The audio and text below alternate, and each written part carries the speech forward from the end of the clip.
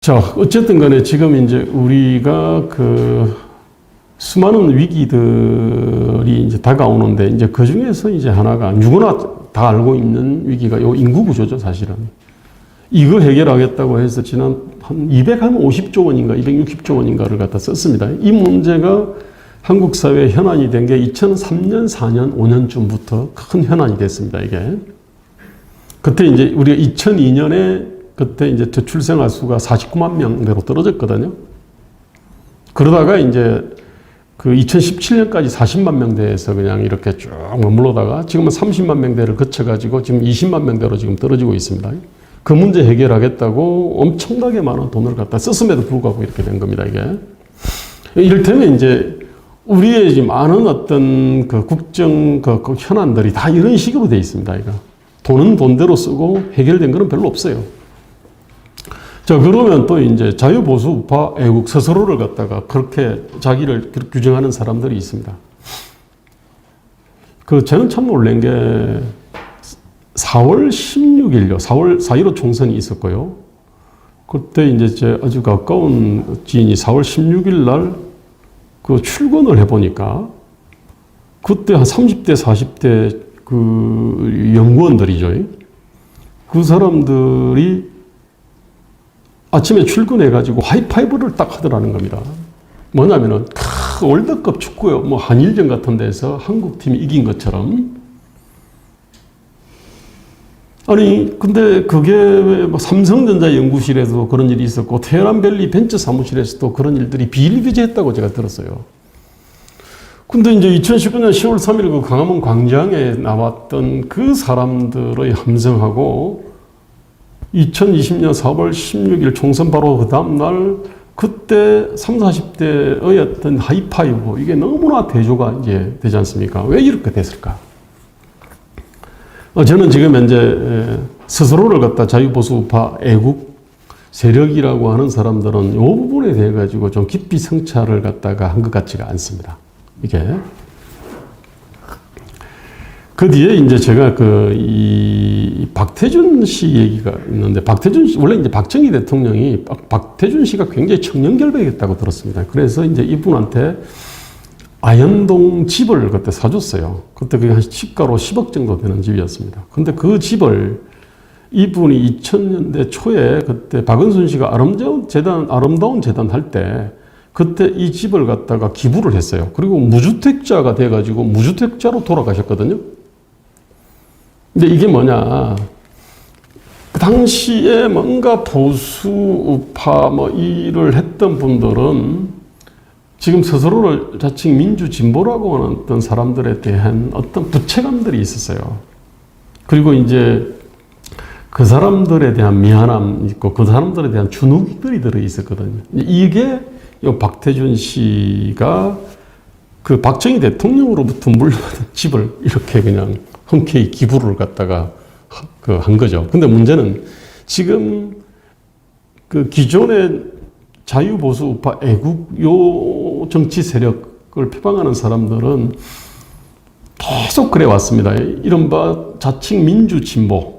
냉정하게 보면은 저는 수구좌파라고 저는 보이는데, 어쨌든 이 사람들이 문제 제기를 하면은 그 문제 제기에 움찔해가지고요. 그 문제 제기를 계속적으로 수용하는 형태로서 그렇게 해서 쭉 왔습니다, 이게. 문제는 지금은 그 자칭 민주진보의 어떤 철학 가치나 정책, 그 다음에 무슨 한 행태들이 그것이 위선이고 독선이고 무능이고 대한민국을 갖다가 완전한 어떤 균열과 갈등 속으로 몰아넣는 것이 명백함에도 불구하고 그 지난 몇십 년 동안의 어떤 그 관성이 않습니까? 그 관성, 즉 민주진보에 대해 가지고 주눅이 들어 있는 거예요. 지금이야말로 이제 자유보수 우파 애국 세력의 표방하는 어떤 철학 가치, 정책 이런 것들이 시대가 지금 요구를 하고 있는데 저는 그것을 갖다가 제대로 지금 현재 내세우지 못하고 있고 계속 주눅 들어 있는 상태라고 생각합니다. 지금 김종인 씨를 갖다가 비대위원장으로 이제 추대를 하고, 그리고 김종인 씨가 계속적으로 이 보수를 멀리하고, 그리고 5.18 묘지 가서 무릎을 꿇고 강령에서 보수를 삭제를 하고 그다음에 이른바 광화문 광장의 투쟁 시민들하고도 계속적으로 거리를 둘라 그러고 장외 투쟁을 안 하려 그러고 뭐 경제 민주화를 갖다가 얘기를 갖다가 하고 기본소득을 얘기하는 게 그 지난 몇십 년 동안의 어떤 그 연장인 겁니다, 이게. 제가 볼 땐 시대는 이미 밀물에서 썰물로 바뀌었는데도 불구하고 이게 지금 제가 볼 때는 아직까지 그거를 인지를 못하고 있다는 생각들이 사실은 들어요. 제 책은 이제 그런 부분들에 대한 지적들이 있습니다. 그래서 이제 쭉 진보에 대한 성찰이나 보수에 대한 성찰, 그 다음에 국정 현안들을 갖다가 이렇게 쭉 살펴보니까 이 한국의 어떤 담론이라는 게 꼭 동네 축구 비슷해요. 근데 동네 축구라는 게 공 따라다닙니다. 전체 골대 전체를 보는 게 아니고요. 그 운동장 전체를 보는 게 아니고 그냥 공 따라, 이슈 따라 그냥 쫓아다니는 거고요. 아주 사고방식이 분절적이고 파편적이고 일면적이고 아주 표피적 사고에서 벗어나지를 갖다가 못하고 있어요. 뭔가 이거 통합적이고 종합적이고 심층적 구조적인 어떤 사고들, 이런 사고들이 너무나 부실하더라. 이런 얘기입니다, 이게. 그리고 문제를 갖다 규정할 때도 예컨대 교육 문제를 얘기할 때 뭐 사교육이 문제다라고 얘기를 갖다가 막 합니다. 근데 냉정하게 보면은 공교육이 문제죠. 공교육이 문제니까 사교육이 생기는 거죠. 그 공교육이 본체고 사교육이 그림자인데, 근데 이 그림자를 갖다가 가지고 이제 예컨대 문제 제기를 합니다. 뿐만 아니라 예컨대 교육만 하더라도 보통은 뭐 입시제도 문제라든지 과도한 입시 경쟁 문제, 뭐 이러저런 문제들을 갖다 제기를 하는데, 지금은 이 교육의 적실성 자체, 교육이라는 게 한 앞선 사람 또는 앞선 세대의 어떤 지식 경험과 지식 문화를 갖다가 이렇게 전달을 하는 건데, 이 가장 핵심적인 어떤 그 기능 자체가 지금 완전히 부실화되어 있는데, 근데 이제 이 문제를 갖다 직시하지 않고 엉뚱하게 입시 경쟁 문제라든지 이쪽으로 문제를 갖다가 좁혀 본다는 겁니다. 이런 일이 한국 사회에 비일비재한 것 같아요. 그러니까 중요한 문제를 인식하지 않고 문제의 본질을 제대로 이렇게 파악하지 않고, 정치라는 게 보통 이제 그 가치의 권위적인 배분이라고 합니다. 보통 그건 데이비드 이스턴의 정의인데, 가치의 권위적 배분이다 그러면은 즉 권력을 통해 일방적으로 배분하는 겁니다, 이게. 그러면 권력이 아니라 예컨대 시장은 일방적으로 배분하는 게 아니지 않습니까? 이게 생산자와 소비자가 서로 이제 맞아야 합의를 해야 되는 거니까. 그 다음에 어떤 가족이라든지 이쪽에서의 분배도 그것도 힘으로 하는 게 아니지 않습니까? 이건 나름대로 사랑과 공감에 의해서 하는 건데, 제 얘기는 예컨대 가치의 권위적 배분이다라고, 이 정치라고 한다 그러면은 비권위적 배분에 대해서 알아야 되는 겁니다, 이게. 또는 정치를 가치의 우선순위를 갖다가 설정하는 거다라고 하면, 우선순위를 설정하려면 가치 전체를 알아야 될 거 아닙니까? 그죠? 또 정치를 또 가치의 종합과 균형이라 그럽니다. 종합과 균형 잡으려면 역시 다 알아야 되거든요. 근데 문제는 한국의 정치라고 하는 게 이 가치, 즉 5,100만 명이 추구하는 가치들 전반을 다 알 수는 없지만 핵심적인 것들은 쭉 파악을 해야 정치가 제 기능을 할 수 있는데, 우리는 지금 그런 기능이 없죠. 정치인들이 그런 거를 하는 거라고 생각을 별로 안 하는 것 같아요, 이게. 제가 이제 이 책을 갖다 썼던 게 그런 겁니다. 원래 이제 강령의 대한민국의 주요한 문제들에 대한 진단이 있고 나름대로 대안들이 있거든요, 이게. 근데 한국에서는 이 강령적 고민요. 자, 가치의 권위적 분배, 가치의 어떤 종합과 균형의 문제, 가치 우선순위를 잡는 문제, 이런 어떤 중요한 고민들을 당 차원에서도 안 하고, 그 다음에 정치인들도 거의 이제 안 하죠. 그러다 보니까 대한민국이 중요한 문제들이 제대로 인지가 안 되고, 문제의 어떤 그 실체나 본질을 갖다가 이렇게 제대로 파악 못하고 엉뚱하게 그림자를 갖다가 잡고서 용을 쓰는 일이 이제 벌어지고 있더라, 이런 겁니다. 이제 이런 데 대한 문제의식이 지금 요 책에 다 녹아 들어가 있습니다. 그 다음에 참, 이 미국의 민주주의인데, 예, 제가 이제 돌아보니까요. 제가 학생운동을 할 때, 그때 이제 우리 대학 커리큘럼들이 있었어요. 근데 주로 이제 뭐, 예컨대 이영희 씨의 어떤 금선 전환시대의 논리니, 이 8억인가의 대화, 뭐, 그 다음에 종속 이론의 관점에서 이제 대한민국을 갖다 바라보는 뭐 이러저런 책들 이렇게 쭉 있었어요. 그럼 마르크스 어떤 경제학 관련된 책들 이런 거를 쭉 봤는데 지금 와서 보니까 쓰레기 책들을 본 거죠, 사실은 그 중요한 시기에. 근데 지금 이제 서구에서는 아마 10대 말 또는 20대 초중반에 이제 보는 고전들을 갖다가 그냥 다 40 넘어서 다 봤거든요, 이게.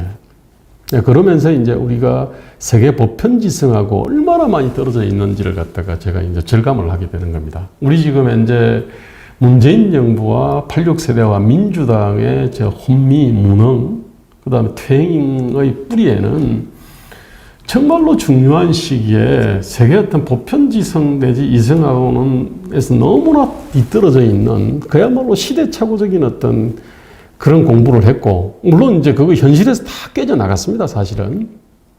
그 사람들은 어떤 주의자는 아닙니다, 사실은. 무슨 주사파, 사회주의, 뭐 공부했다 그래 주사파, 사회주의자가 된 건 아닌데, 과거에 어떤 그 공부했던 이 찌꺼기들, 내지는 정서들이 여전히 좀 남아는 있어요, 이게.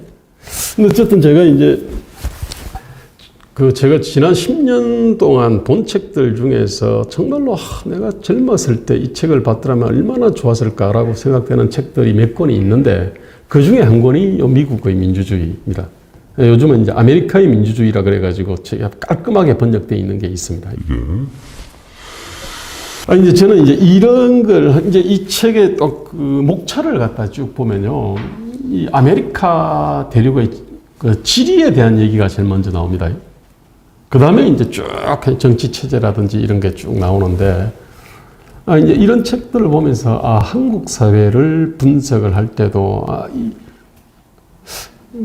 이런 토크비러의 어떤 문제 의식 틀이 있잖아요. 그 틀을 갖고 하면 참 도움이 되겠다. 이 생각들을 많이 했어요. 그래서 그 생각을 많이 했습니다. 야, 볼리바르가 지금 한국 땅을 갖다가 지금 쭉 거닐면은 한국에 산다면 어떻게 생각할까? 그 다음에 토크빌이 만약에 한국에 지금 다시 태어나가지고 이렇게 쫙 보면은 한국 사회가 어떻게 보일까? 저는 사실은 이 책을 쓸 때 그걸 굉장히 많이 의식을 했어요. 처음에 부제로 토크빌의 어떤, 토크빌이 지금 21세기 대한민국을 여행을 한다면 이분이 그때 이제 1830년 당시에 그때 9개월 동안 미국을 여행을 하고 책을 썼지 않습니까? 그럼 그 토크빌이 만약에 한국을 갖다 9개월 동안 여행한다면 어떻게 보일까? 뭐 그 생각들을 했어요. 저는 나름대로 그 어떤 문제의식들을 저 책에다가 다 녹여냈습니다. 제가 원래 이제 민주당 개혁운동을 갖다 하려고 했다고 그랬지 않습니까? 민주당 개혁운동은 사실은 요 86세대의 사상 이념적인 어떤 그 혁신을 의미하는 건데, 그 당시에 90년대 그 중반 그 말에 그 제3의 길이라고 하는 그 책이 나왔습니다. 이게. 그때 이제 책을 갖다 보면서, 원래 이 책이 원 제목은 사회민주주의의 혁신이었어요. 그래서 The Renewal of Social Democracy 이겁니다. 원래 이제 이걸 가지고 출판업자한테 가니까 출판업자가 너무 섹시하지 않으니까 제3의 길이라고 해라. 그러면 더 섹시할 거다. 라고 해서 이제 이게 탄생을 한 겁니다. 저는 이제 그 책들을 보면서 이 사람들은 그럼 그 당시 이제 영국 사회를 어떻게 바라보는지를 봤죠. 그 사실은 목차를 쭉 보면은 이 사람의 사고 체계들이 쭉 보이잖아요. 이 고민한 게 세계화에 대한 고민, 개인주의에 관한 고민, 생태 환경에 대한 고민들, 그 다음에 사회투자 국가는 이게 복지에 대한 고민입니다. 이게 복지를 갖다 사회투자의 관점에서 보자. 뭐 이런 얘기거든요. 이게 또 핵심 얘기고 이게. 그 다음에 이제 이 연합의 문제라든지, 그 다음에 민주주의 문제, 이러저런 걸 고민한 거예요. 그러니까 또 한편으로는 아까 그 토크비로의 어떤 그 문제의식을 가지고 대한민국을 또 보고, 그 다음에 또 제3의 어떤 문제의식을 가지고 또 이제 대한민국을 이제 보게 될 거 아닙니까? 그 다음에 이게 발전해가지고 미국에서는 하이드바크 선언이라는 거를 갖다 했더라고요. 이게 뭐냐면은 미국 민주당의 이 핵심 그룹들, 그러니까 이 상원의원, 하원의원, 그 다음에 뭐 주지사, 주검찰총장, 그 다음에 정치 컨설턴트 등 이 사람들이 이제 이렇게 그 하나의 그룹이 돼가지고 정치 결사죠. 돼가지고 우리는 미국을 어떻게 끌어나가겠다. 이제 이런 선언을 한 겁니다, 이게 뭐냐면은 제가 2003년에 하려고 했던 게 바로 요거였어요, 이게. 근데 이제 저는 이제 그러니까 이제 이걸 쫙 보니까, 이게 한두 사람이 쓰는 게 아니거든요. 한 시대의 어떤 정치적인 경험과 지혜의 총합니다, 이게. 그래서 이제 이걸 쭉 보면서, 저도 사실은 이제 이러한 어떤 예컨대 뭐 하이드바크 선언이라면 뭐 예컨대 대한민국 여의도 선언 예컨대 이런 게 있을 수 있는 겁니다. 이래가지고 여기에 이제 지금 뭐 현직 의원, 전직 의원, 뭐 무슨 보좌관, 정치 컨설턴트, 무슨 지자체장 이런 사람들이 다 여기에 이런 거를 공유하면서 쫙 서명을 갖다가 해가지고 우리는 이런 정치하겠다. 이런 거를 미국인 2000년 8월에 했는데, 우리는 그러면은 뭐 2010년이나 뭐 전후에서 할 수 있지 않겠나 해가지고 제가 해봤어요. 그때 한 게 희망 코리아 정치연대라고라는 걸 했어요, 이게. 근데 우리는 이런 부분에 대한 이 정치를 하는 친구들이 이 국가를 어떻게 경영할지, 시대를 갖다가 어떻게 인식을 하고 국가를 어떻게 경영할지에 대한 고민 자체가 너무 일천해가지고요. 있으면 뭐합니까, 제가. 거의 어떤 혼자 이렇게 그 일을, 작업을 하게 된 거죠, 이게. 이제 어떻게 보면은 이제 그것의 결정판이 지금 요 책이에요, 이게. 근데 뭐 이 책에 대해서도 별로 관심 없습니다, 사실은. 그리고 이 정치를, 정치하겠다는 사람들이 이런 강령적 고민들의 자체가 별로 너무나 없어요. 모르겠습니다. 앞으로 정말 이런 식으로 10년, 20년 계속 한국 정치가 이런 수준에 머무르면 참 대한민국 어려워집니다, 이게. 그 내용들이 이런 거고요. 그래서 이제 이렇게 강령적 고민을 갖다가 안 하다 보니까 원래 이제 정권을 잡게 되면은 당연히 이제 국정운영 5개년 계획이라는 걸 하게 돼 있지 않습니까? 그때 제가 문재인 정부가 2017년 7월에 내놨던 딱 그 내용들을 보고서 그것도 그때 나름대로 뭐 교수들도 꽤 모았고 뭐 에이스 관료들도 모았고 에이스 정치인들도 모아가지고 지들이 또 그래도 몇십 일 동안 뭐 이렇게 고민해가지고 막 만들어냈거든요, 이게. 제가 보니까 이게 쓰레기예요, 보니까. 내용을 딱 보니까. 당연히 이거에 입각해가지고 이제 쭉 국가를 경영하니까 제대로 될 리가 없죠. 이게 그 청와대 홈페이지입니다. 자기들이 생각하는 중요한 문제를 이렇게 써놓은 거예요. 최저임금을 갖다가 엄청나게 크게 딱 해놨습니다, 이게. 그 다음에 무슨 뭐 건강보험, 이게 문케어 얘기고, 부동산 안정화, 뭐 에너지 전환 해가지고, 이거 탈원전 뭐 이러저런 것들이 쭉 들어있는데, 그 다음에 저 밑에 보면은 뭐 일자리 안정자금이, 이게 뭐냐면은 문재인 정권 핵심들의 어떤 뇌 구조입니다, 이게. 머릿속에 무엇을 크게 생각하는지 이게 쭉 있는 거예요, 이게. 아까 이제 앞에서 제가 저출산 문제, 청년 일자리 문제나 무슨 공공개혁 문제, 예컨대 뭐 북핵 문제, 중요한 문제들이 있는데 이 문제들이 머릿속에 없는 거예요, 이게. 즉, 강령적 고민들을 거의 하지 않고 정권을 잡으니까 거의 쓰레기 같은 국정운영 5개년 계획들을 갖다가 내고 실제로 실제로 어떤 일을 하는 데 있어서도 아주 정말로 중요한 문제들을 갖다가 간과를 하거나 오히려 악화시키는 그런 일들이 벌어지고 있더라, 이런 얘기입니다.